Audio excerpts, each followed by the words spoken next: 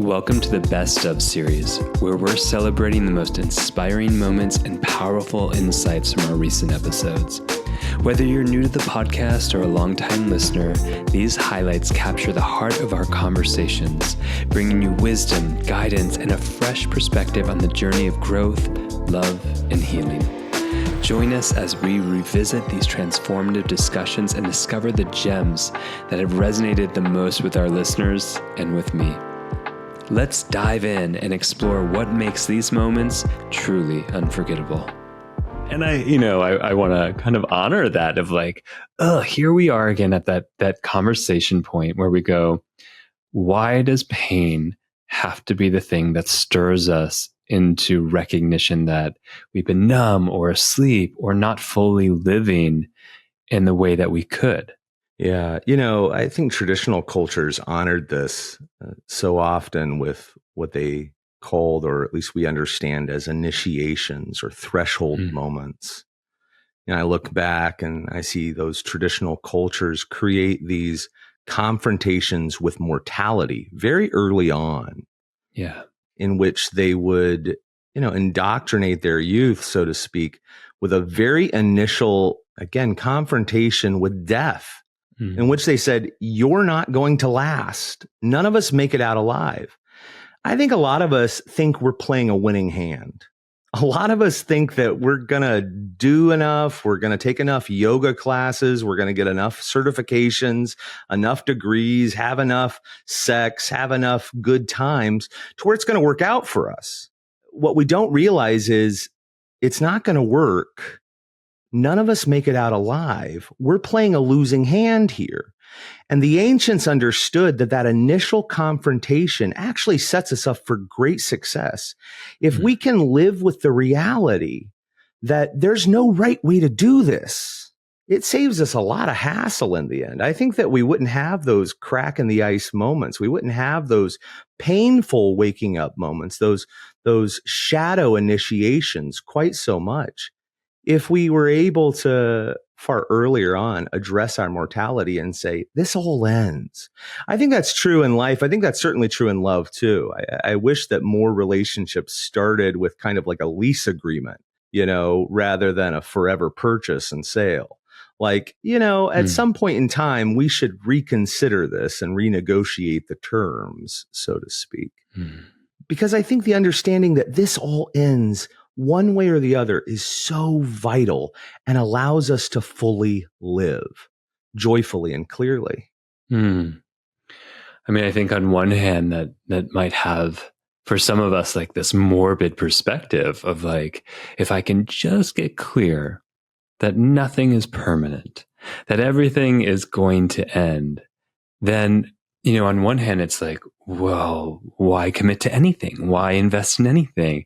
And I think enough of us have that sort of like perspective that it's like, well, if this relationship won't necessarily last, why invest? If this job won't necessarily be my constancy, the thing that gives me anchor and ground and safety and security, then why show up at work? Yeah. I remember being a kid. God, I had to be like 6 or 7. My dad picked me up from school and he said, let's go out to ice cream. And at that time I was living in Santa Cruz, California, and it was a hot day and he chose cherry jubilee. That was always the flavor. And I chose rainbow sherbet. And my cone started to melt, not the cone itself, but the ice cream in it. And I started to just, gulp it down. I couldn't keep up with the melting of it. And I'll never forget what he said. He looked over and he said, well, the melting makes it magic. And if you think about that, like part of the joy of ice cream is actually knowing it's going to run out. You're in a race against time here. Like none of us get ice cream and go, oh God, this is going to last forever. No, we all engage in the delight of ice cream, knowing that we're in a race against time, right? I think this is the inherent quality of living and of loving. Like, how many licks do you get? How many delightful encounters can you enjoy along the way? Savor it. This may be the one moment you have, and not to create a false sense of urgency. But I think that's just the reality. And then we can live into delight. Yeah. I think of those TV shows sometime that like they're immortal, and the absence of like a finality also, like it starts to become, what are we living for or towards if it's just forever? Which, I don't know, but I'm curious for you about perhaps one of your first or most clearest, perhaps, moments of awakening or living fully. I'm wondering if you can share with us that, of a moment or two. Oh, I love this question. And honestly, it's been a strange reality that I've been aware of so much of my life. My grandfather died very early when I was 3 years old. He was 60. And I think it created an unusual awareness. I actually have memories going all the way back then. And certainly even as a young boy, I remember thinking when we went on a family trip, I couldn't have been any older than 4, thinking, savor this, that kind of ice cream like quality. Savor this. It doesn't last. I think my father, who was unprepared for his own father's death, must have emphasized that rather over and over, the resolute urgency of now. I think that must have been his watchword after he watched his father pass. And certainly as a young boy then who idolized his father, I must have intuited that somehow. I must have downloaded that kind of consciousness, because that really became so much a part of my life. How do I drink it in? How do I imbibe this? It's about coming into a deep sense of self. And I was reminded of this last year, a much more current experience when my own father died. And, we say that 60 is very young. When his father passed, my father was 76. That's certainly not necessarily young, but it's always too early. It's always too soon.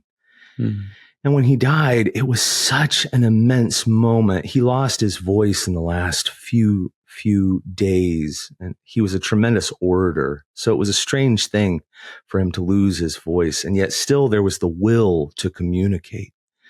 And he began to tap out in Morse code, almost with his fingers, his final messages. And you couldn't really make out what he was saying. And yet you knew he was trying to say something. You knew that he was trying to communicate some deep value, some deep meaning. And it occurred to me, this question, what would you say if this word was your last? But that gets asked often. What would you give your smile to? If you only had one smile to give? What would you give your glance to if this was the last glance you could? Because I was literally watching this human who was mustering the strength for every last movement. And it was such a powerful reminder. How do you live this life well? How do you live this next moment well? In the aftermath of those last few days, it was, again, that clarion call to live in that resolute urgency of now. And at the end of it, there's just you standing in the wind. Yeah.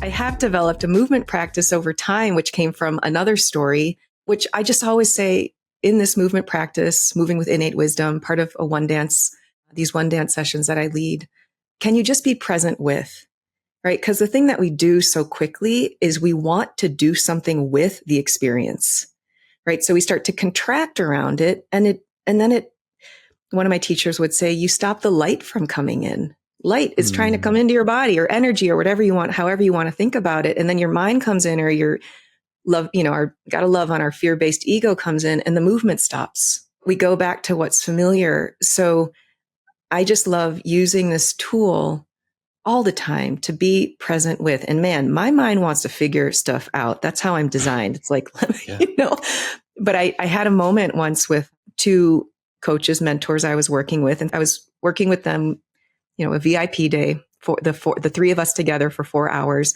Something very uncomfortable came up for me, and one of them left to go to the bathroom, and I looked at the other one and I was like, what do I do now? And she's like, nothing. And I was like, oh, okay. For a person who likes to do, that's sort of like doing where it's not required. So I just needed to be with the discomfort. And I think as dancers, it's like, okay, here's this. There's no, if we take it back towards function, there's no right or wrong. It's like, is it allowing me to do this movement? Oh, I would say to students, are you breathing? Like, here, try to jump without breathing. Now breathe. Yeah. Like, neither is better nor worse, but which action, which state of being, which quality is going to help you express what you want to express? That also brings up this sense of like, I think for a lot of people at home, they're like, oh, we're talking about dance and creativity. And it's like, oh yeah, I go to the club, or I dance as a kid, or maybe I have a child now and they dance and I dance with them. And I'm not quite sure like the relevance of dance in my life as a banker, or as a dentist, or as a parent. Yeah. And I think it's hard to explain all the time, but it's so relevant, that sense of freedom and choice. I mean, I think as we move through our life, often, as we get older, our the potentiality for literally our physical movement through space shrinks. Mm-hmm. Our sense of choice shrinks. Oh, I've already been in this marriage, or I've already been in this career for so long. And so we lose that sense of like choice. Yeah. And a word that comes up for me around this too, as you're saying this, is permission. Like permission. If for a person, the dentist, the banker, whomever, to know, oh, I have permission to be in my body in a certain way. Yeah. Last night I was teaching a movement class, and this beautiful young man he kept having this face, holding his face in a certain way. And I was like, hey, do you notice what's happening with your face? And then, he starts to relax his muscles, and it's just like his whole body changes. So again, like the dentist does not need, my brother's a dentist. The dentist does not need to go to dance class, but this permission to, our movement is a map. It's like a recorder, and it's a place of potentiality. Mm-hmm. So how we allow ourselves to move, like learning to dance well, I used to say is learning to live well. Mm-hmm. And I would get people teaching in New York, and non-dancers. I remember a writer was in my class once, and she was just like moving her hands. And I was like, oh God, she's not getting this. Shoot. I was getting afraid. Like she wasn't getting the experience. And this was in this open movement practice. And then afterwards she came up to me and she was like, that was incredible. And I was like, oh, okay, here's my judgment on what this also needs to look like as a dancer. And she's having a profound experience. Like, let me get out of the way and let her have her experience. So I think we see dance, people see what's on TV, and they just jump to that. But I think we're talking about movement. We're talking about creative expression, and that can exist. I said this in one of my in my monthly program during our movement component. This woman went and made a sandwich. She was like, I just made the sandwich in a different way, and it felt so good. She needed to eat. I was like, you do whatever you want. People fall asleep. Like, so it can imbue like every aspect of our being. And I feel like there's real blessings in that. Yeah. I mean, I hear you say that the dentist doesn't have to go to a dance class, but I will say also, I think like finding different venues or vehicles to restore a sense of choice and movement is profound. It's like we might imagine, okay, someone is in grief, for example, and they feel like a sunkenness, a shrunkeness, and the inability to expand out. And just the invitation to maybe even move deeper into the shrinking. Like that's a movement too. And I've done that with people who have been in grief of like, we don't have to expand out, but maybe we can deepen in to meet what's here. And that's adding a new choice. Like that is a movement, that is a dance in a certain way. And to restore a sense of choice from that place, as opposed to a cognitive place of like, will I ever be able to get out of bed again? And that question is so prolific and hard to answer. I mean, we could say, yeah, of course you will in time, but it's something else to give someone an experience of a little bit of movement, a little bit of choice again. Yeah, I really, I hear so much love in that. You know, as you say that, yeah, we need to go in. And we're in a culture, especially in the United States, I think of like out. And in 2002, I had an experience of studying in Vienna and in this dance program. And I remember this teacher, I don't know if you remember Krista Parkinson, you know, like even as a young dancer, it's like, how can I make this bigger? And she was like, come in. Like, it was just like, I was too much in expansion. And that like, I've shared that teaching with so many people. It's like, come back in. And then from there, and I like to liken that to like a cycle of the nervous system. You know, it gets to go down this Bonnie Bainbridge Cohen story of, I don't know if you've heard this one, of the whale that goes deep, deep, deep under the ocean. And I would use this a lot in teaching. It's just like it goes into that darkness. And our nervous systems can go into that darkness. And when they're ready, like to get to the depth of it, right? Because she was suffering the post-polio symptoms, and she had to have someone help her understand that her level of rest was deeper. It felt like death, she says in this interview, but it was deeper. And she was able to let go deeper and then reemerge with a different level of vitality. You know, it took some years, but I love what you're saying, because it is a struggle for many people. I'm supposed to show up. I'm supposed to do this, and all this front facing that is such a part of our culture now. This contracting in there's so much freedom in that limitation too. I love that story. Bonnie Bainbridge Cohen, for those who are listening, is the founder of or creator of body mind centering, which is a form of somatic body-based movement and therapy, and is really profoundly brilliant. I spent 10 years of my life studying with her, and she was a significant mentor, is a significant mentor in my life.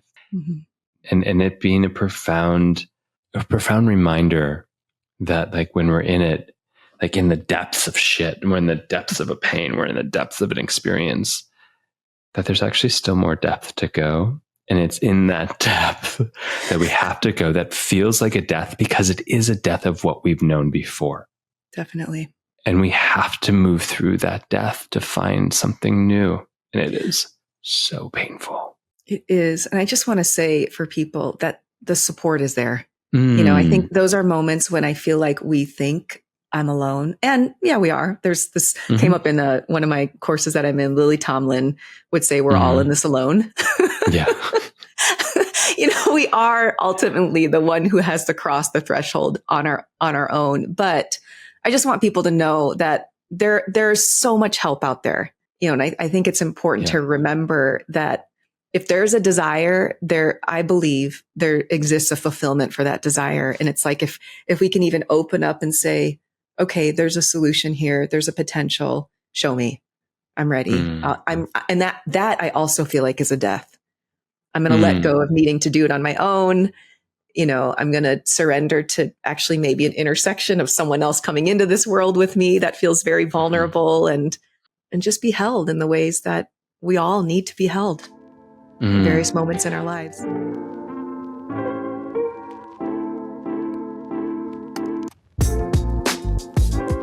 Pain by its very nature is protective. It's a protective posture in the body.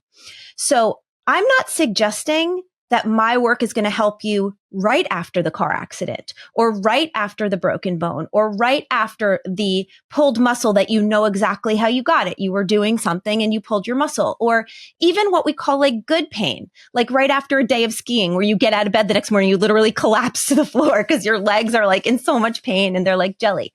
That's the human body. We injure ourselves. We push ourselves past our limits. and we experience pain. Even that pain is protective because it helps us slow down, pay attention to the part of the body that needs care, and take care of ourselves. And something that some people don't really know is that if you're running from a predator, and when I say a predator, it could be a person with a gun, or it could be back in the early days of Woman and Man when it was the saber-toothed tiger.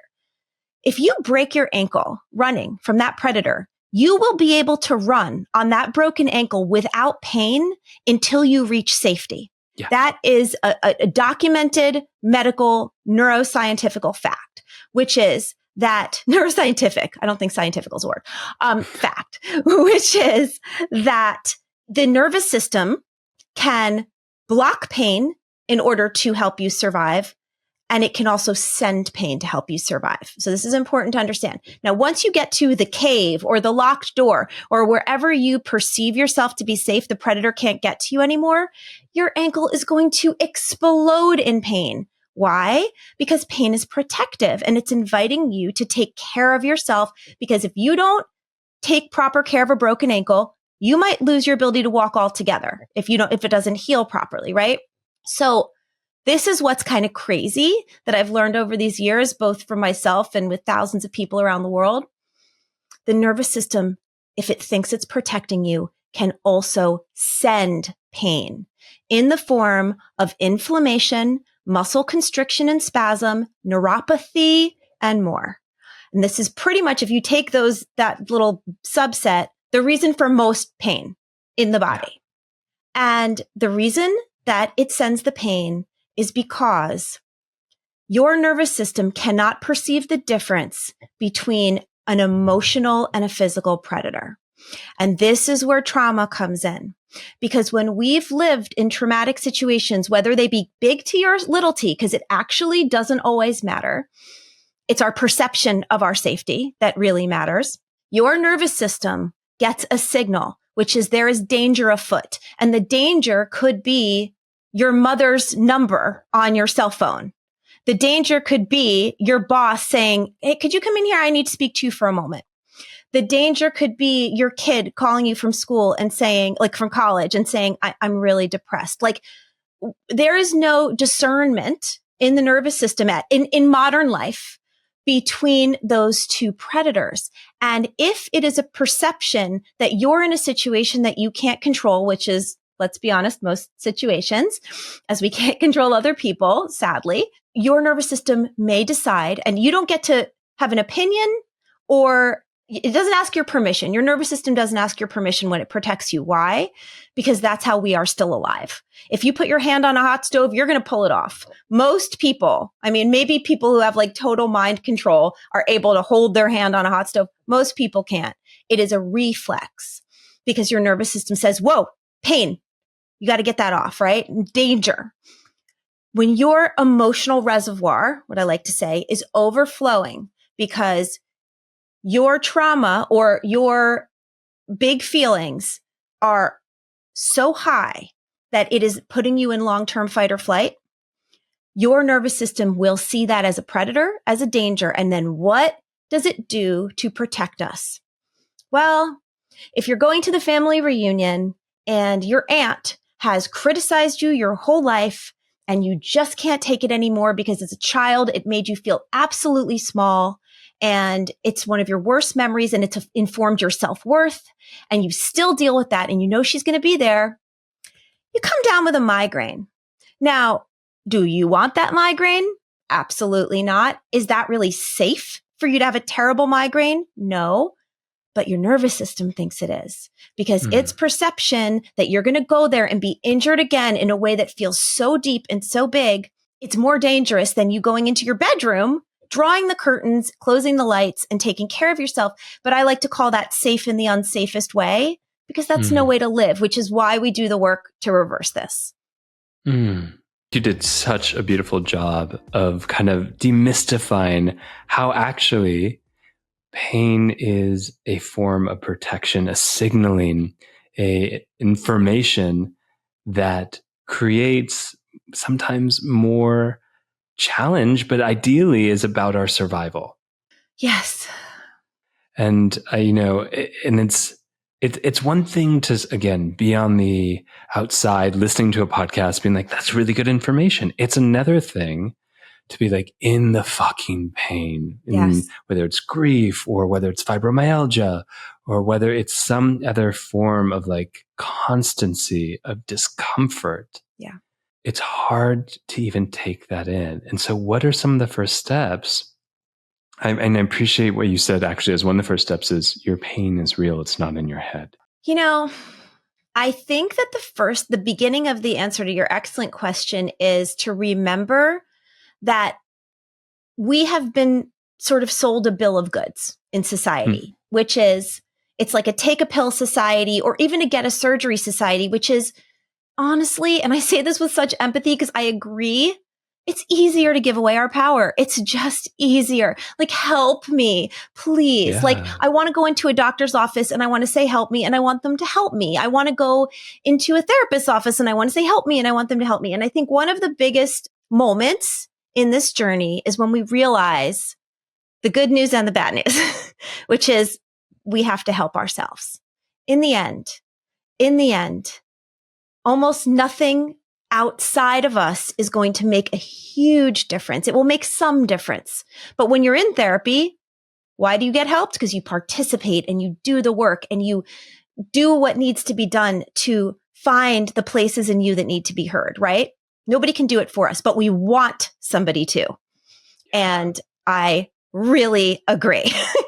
And still, it's not going to happen. So what I like to say is there is no cure for human pain. There is no cure for the human condition. And that is good because we are here to feel. We are here to love. We are here to connect. We are here to celebrate. But that also comes alongside so much grief, so much disappointment, so much, even big good feelings can feel dangerous because when you're riding high, you're like, well, what's it going to feel like when this isn't happening anymore? There's so much complexity to being alive and being human. And so that's the first thing I want to say to anyone who is suffering, even in their worst moment. Changing mindset and shifting from that paradigm of I'm powerless. There might be help out there, but it's not going to come from inside of me is the first shift. And anyone can do that. You could be laying in bed. You can be bed bound and you can do that. I can infuse you with just a drop of hope. And I like to say that if you're making like a soup, right? And there are X number of ingredients in it. And every time you make the soup, you add the same ingredients.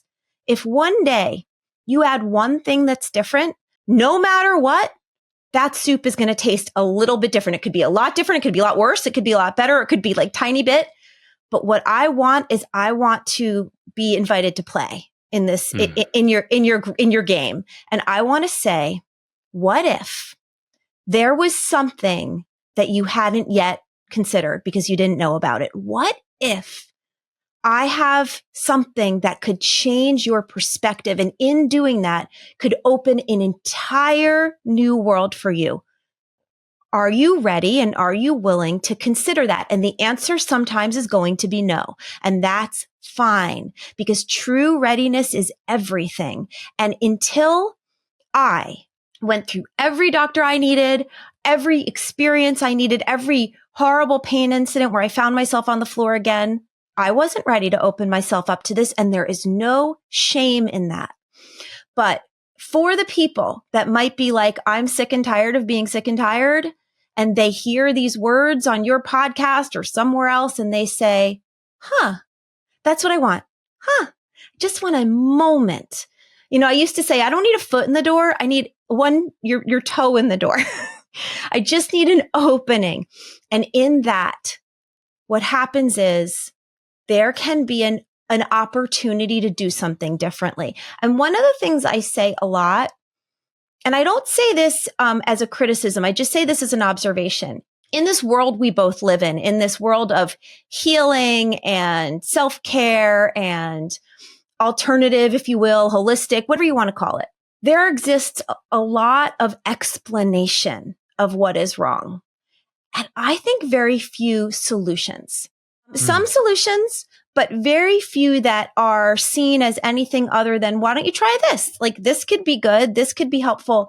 And what I'm saying, and I really apologize for my confidence and my certainty, but I've learned over the years, you need it. You suffering person who is at your wit's end, you need to hear how certain I am. If you can open yourself to this, and if you are willing to do the hard work of going into these dark rooms and turning on the light, and it's not as scary as it sounds, but it's hard, you have the opportunity to live a life of complete freedom from chronic pain. Now, remember, I'm not saying complete freedom from human pain. You will experience all sorts of human pain because that's part of being alive. And sometimes we feel things in our hearts and sometimes we feel things in our bodies, and they are literally interchangeable. No one denies that you can feel grief in your body, your lack of energy, your lack of appetite, your headaches, your stomach issues. And everyone knows that. And so I'm not saying that if you're grieving, you're not going to feel that. But what I'm saying is chronic pain that is attached to fear, that is attached to not knowing why it's still around, that's attached to panic and not knowing how to care for yourself. That can be gone from your life forever. And one of my favorite things about this book I just wrote is that the end of every chapter is another person's beautiful, stunning success story in their own words. And these are people from all over the country, all different ages, races, genders, socioeconomic classes that are coming together to say, I did this and I have had no hope. And now I am, running marathons and having another baby. And it's amazing work.